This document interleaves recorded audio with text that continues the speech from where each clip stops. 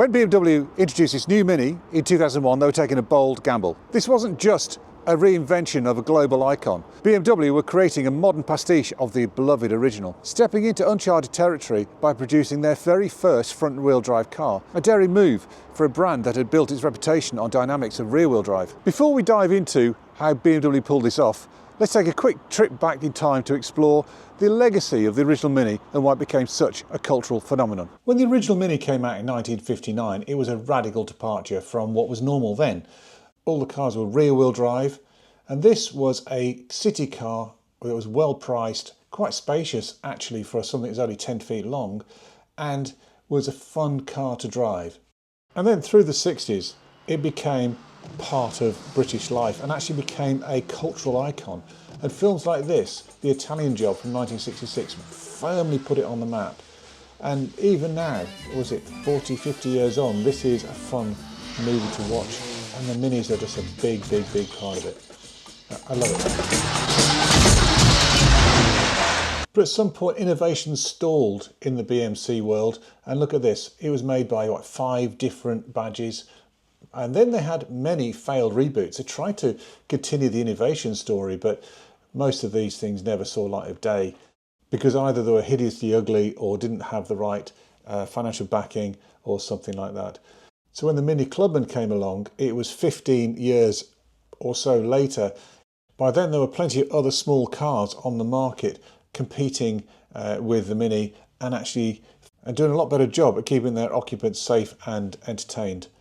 And then, of course, we hit the 80s where the Mini became a bit of a joke, a lovable joke, but a joke all the same. And as we go through the 80s and 90s, it was becoming a bit of an embarrassment, frankly, because you had this car which was designed in the 50s, was fantastic in the 60s, but now it was really time for it to go. And then just look at this. This was supposed to be the replacement for the Mini, and actually it's fairly innovative in its packaging, but underneath the mechanics were pretty much the same.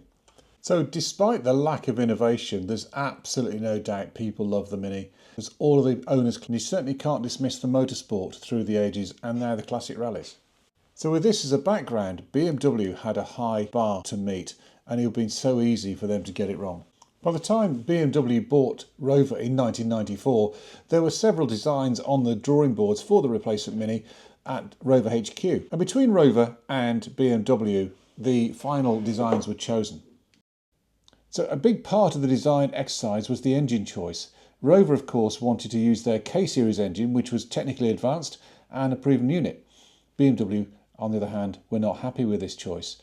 So they, in the end, decided to found a third company called Tritec, which was actually a joint venture between Chrysler, Rover and BMW, and was based in Brazil, where they made the Tritec engine for the first generation Mini. So the engine would withstand supercharging, but it also met American emission laws, and of course Chrysler put it into their own cars for the American market as well. In July 2001, the Mini was launched by BMW, and it was an immediate success. It sold through selected group BMW dealers and actually in a separate BMW brand. The Mini Cooper and the Mini 1 were available straight away in the summer of 2001, and the Mini Cooper S was launched later. Now you may remember, if you're old enough, the Mini Adventure advertising campaign that BMW ran back then, and how different that campaign was compared to the original campaign way back in the 1960s. Let me show you. Comfort with all their luggage.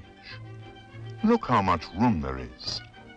You can put things under the back seat, in the door compartments, and in the large trunk.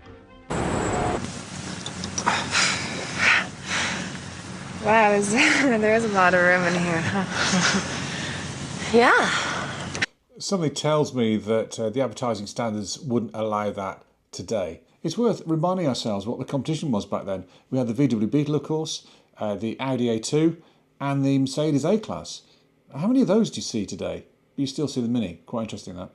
This brings me on to the review then of the first generation BMW Mini, which ran from mid-2001 to 2006 before it was superseded by the second generation. So here today we are lucky enough to have not one but two first generation Mini. Purple one here is actually a John Cooper Works. This particular example has only done 37,000 miles, would you believe, on a 2005 plate.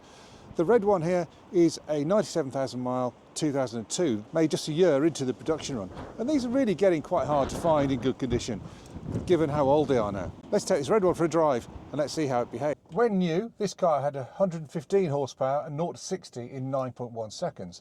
And that makes it nippy enough and powerful enough for even today's traffic. So a 22-year-old car is still perfectly usable today. There was a Mini 1, which was 90 horsepower, which was detuned for insurance purposes. And of course there was the Cooper S with 164. And that we'll drive shortly. This car has hydraulic power steering, and that's what you can hear there. It's a lot heavier than electric power steering of today, but it does give you a good feel through the steering wheel.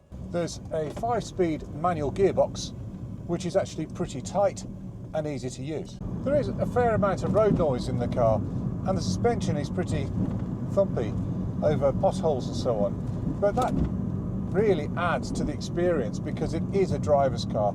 It's not a I can't feel anything driving with my little finger car. This is a car that you do drive and gives you that smile factor when you do. It holds the road really well. Despite being a normally aspirated 1600, it's certainly fast enough for most people. Things to look out for: the gearbox on the earlier car, which is this one, pre-2005, is a 5-speed Midland gearbox. That has a weakness in the bearings and actually quite often spells the end of the car because it's over £1,000 to repair it. The Cooper S, however, has the Getrag 6-speed gearbox, and the Cooper 2005 onwards has a Getrag gearbox, a 5-speed version, and they're much stronger and much more reliable. Engine wise, they're very strong. This Tritec engine will take a lot of punishment. I'm not suggesting you do, but it just tends to shrug off any neglect in the main. Of course, if you overheat it, it's a different matter. But in general terms, this is a very solid engine. It's chain driven and not cam belt, and this chain should last the life of the car.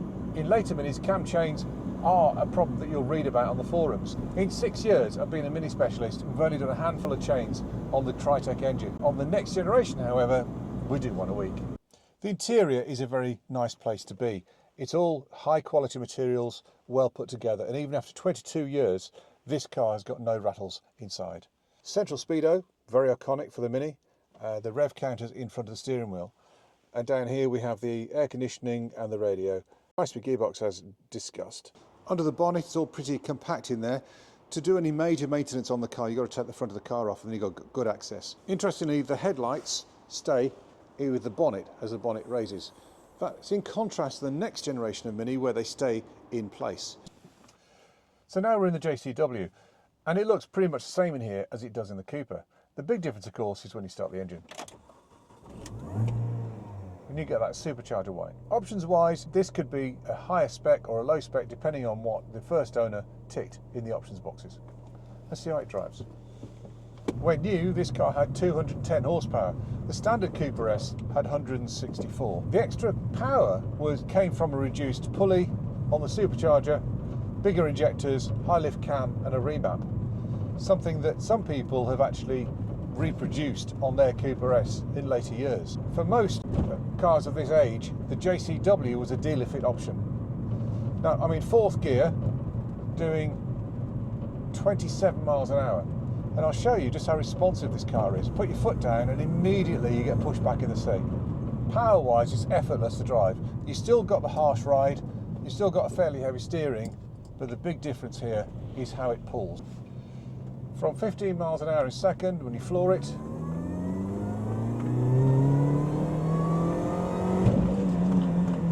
well, I think that says it all. It's one of those cars that you can enjoy just poodling around, or when you feel like it, you can bury your right foot into the carpet and hear that supercharger whine and have that big grin on your face. In fact, this is not good for the fuel economy because you just feel every time you pull away, you just feel the need to be a child again. And it is quick. But it's not so much that makes it fun. It's how it feels. It's the delivery. It's the direct steering. It's the instant put your foot down and pulls that makes it so much fun. The view under the bonnet is dominated by this huge intercooler. The scoop on this car is actually doing a job. There's a real reason for it to be there. On the second generation, it's just eye candy. So on this car, it brings air into the intercooler here. This supercharger is driven by a belt down there, unlike turbos, which are driven by the exhaust gases on the car. So this means that the moment you put your foot down, you get more airflow and more power. Things to look for on this car. So make sure the supercharger has been serviced, or if it hasn't, get it serviced. They're supposed to be serviced at 100,000 miles, but I've serviced them at half that, and the oil has been very dark and in some cases missing in one of the chambers. So get that done. Make sure the car's got good service history. I know the cars are hardy, but it's quite possible the car's had a hard life. I mean, it's so fun to drive, you just can't help yourself sometimes. And try and avoid the track day cars. So this is actually a modern day classic. There's fewer and fewer on the road. They're great fun to drive, and to find one that's been unmolested and low mileage is a find indeed. This particular car is a good example. If you're going to go for a Mini from the first generation, my advice would be go for the Mini Cooper S R53. Get the best one you can find. Don't skimp, make sure it's been well maintained, and keep it for as long as you can because they're getting rare.